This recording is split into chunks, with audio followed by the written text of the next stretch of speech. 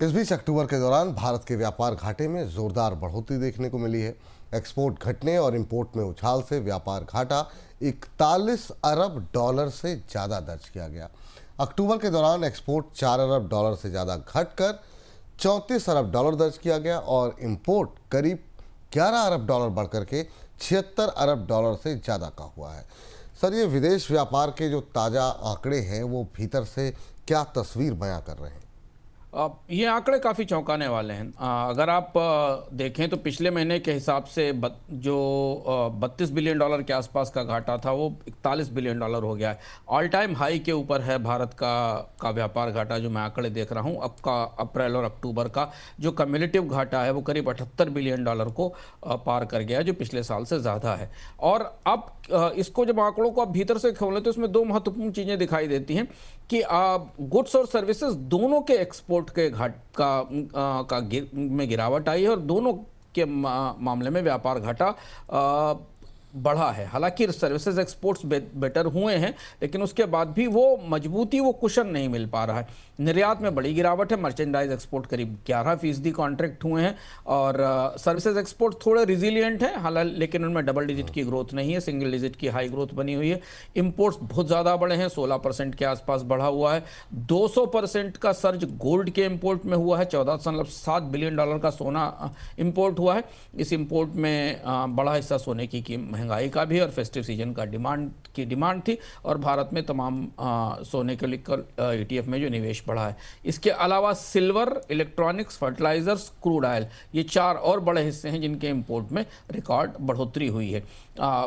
भारत के पर अमेरिका में 50% टैरिफ लगाए जाने के बाद जो बड़े निर्यात थे वो सब टूटे हैं। जेम्स ज्वेलरी में बड़ी गिरावट दिखाई दे रही है।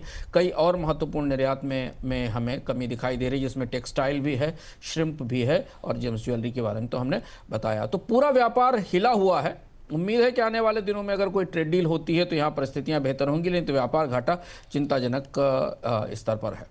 बिल्कुल। इस बीच अब जरा रुख कर लेते हैं तिमाही नतीजों के बारे में। सितंबर तिमाही के दौरान कंपनियों के नतीजों में प्रॉफिट की ग्रोथ दहाई के आंकड़े में पहुंची है। 2800 से ज़्यादा कंपनियों के तिमाही नतीजों के आधार पर तैयार रिपोर्ट में बताया गया कि सितंबर तिमाही में उनके मुनाफे की औसत ग्रोथ 15.2% रही, जो कि 6 तिमाही का उच्चतम स्तर है। 2024 की सितंबर तिमाही के दौरान ग्रोथ सिर्फ 4.1% थी। सर, ये जो सितंबर तिमाही की कंपनियों के मुनाफे की तस्वीर है, ये क्या तस्वीर बयां कर रही है? इस पे खुश होना चाहिए सर थोड़ा? हाँ, खुश हुआ बाजार। देखिए, बाजार आज मुस्कराया, 2-3 दिन से मुस्करा रहा है इन आंकड़ों के ऊपर। मुनाफे बहुत अच्छे हैं, 15% की ग्रोथ है और उसका बाजार ने उसका रिस्पांस भी दिया, बाजार ने सैल्यूट किया। तेजी भी हमें दिखाई दी दोनों इंडिसेस में 26,000 के ऊपर। ऑब्वियसली मुनाफा तो 6 महीने के सबसे ऊंचे स्तर पर है। पर अगर आप भीतर से आंकड़ों को खोलें तो आपको दिखाई पड़ेगा कि जो रेवेन्यू की ग्रोथ है टॉप 600 कंपनीज की, वो 5 से 6% सालाना के आसपास है। हालांकि पिछली तिमाही से बेहतर है, लेकिन कमजोर है और दबी हुई है। और भीतर से खोलकर अगर आप देखने की कोशिश करें तो आपको दिखाई देगा कि BFSI को छोड़कर बाकी अगर निकाल दिया जाए तो 20% के आसपास मुनाफे की ग्रोथ दिखाई दे रही है। मुनाफे की वजह यह है कि कच्चा माल सस्ता हुआ है, लागत भी थोड़ी कम हुई है, बेस इफेक्ट का फायदा मिला है बड़ी कंपनियों को खास तौर पर। भीतर जाएं तो सीमेंट अच्छा है, टेलीकॉम के आरपू अच्छे हैं, फार्मा सेक्टर को निर्यात से मदद मिली है, लेकिन पावर, कोयला, IT सर्विसेज में थोड़ी हमें कमजोरी दिखाई दे रही है।